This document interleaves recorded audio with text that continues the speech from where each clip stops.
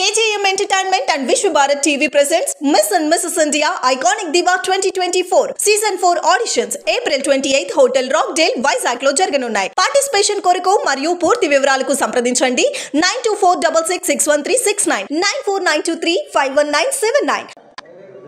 జగదేక వీరుడు అతిలోక సుందరి అనేటువంటి చిత్రం మన చిరంజీవి గారు శ్రీదేవి గారు నటించిన దానిలో ఒక పాట.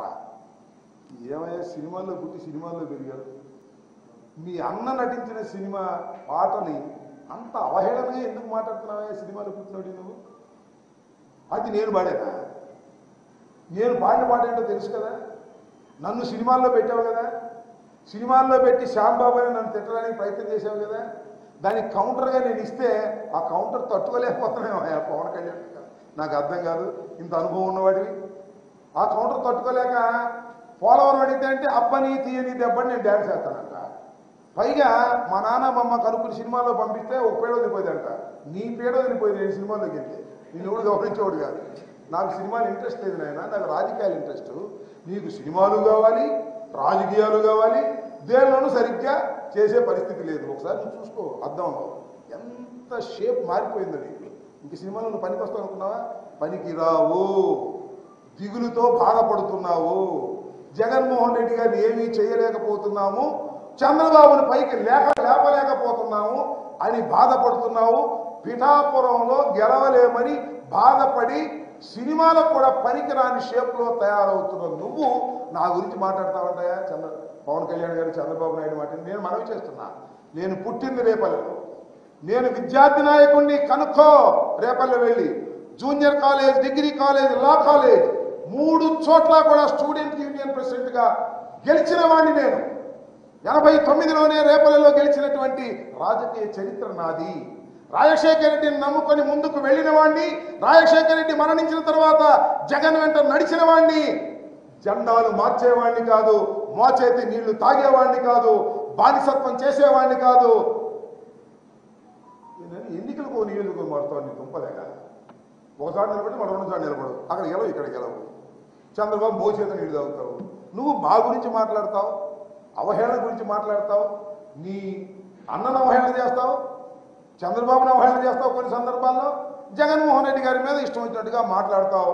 జగన్మోహన్ రెడ్డి మీద నేను మనవి చేస్తున్నా, జగన్మోహన్ రెడ్డి గారి మీద రాయ పడితే అది తెలుగు ప్రజల మీద గుండెల మీద రాయి పడ్డట్టే రాసుకో.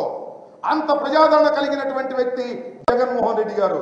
జగన్మోహన్ రెడ్డికి గాయమైతే తెలుగు ప్రజలకు గాయమైనట్టే రాసుకో. చూసుకో, రేపు ఎన్నికల్లో పవన్ కళ్యాణ్, నువ్వు, బీజేపీ, తెలుగుదేశం కలిసి కట్టకట్టుకొని వచ్చిన జగన్మోహన్ రెడ్డి అనే ఒక్క వీరుడి చేతిలో మీకు రాజకీయ మరణం తప్పదు, రాసుకోమని మనం చేస్తున్నా. రేపు జరిగే ఎన్నికల్లో మీరు చూడండి, రిజల్ట్స్ లో చూడండి. మళ్ళా పవన్ కళ్యాణ్ గారు రిజల్ట్స్ రోజు మళ్ళా మాట్లాడతా, నేను రిజల్ట్స్ రోజు నీకు చూపిస్తా. పిఠాపురంలో నువ్వు ఓడిపోబోతున్నావు, రాసుకో. నువ్వు శాసనసభకు వెళ్లే నైతిక అర్హత నీకు లేదు, భవిష్యత్తులో రాదు, గుర్తుపెట్టుకో.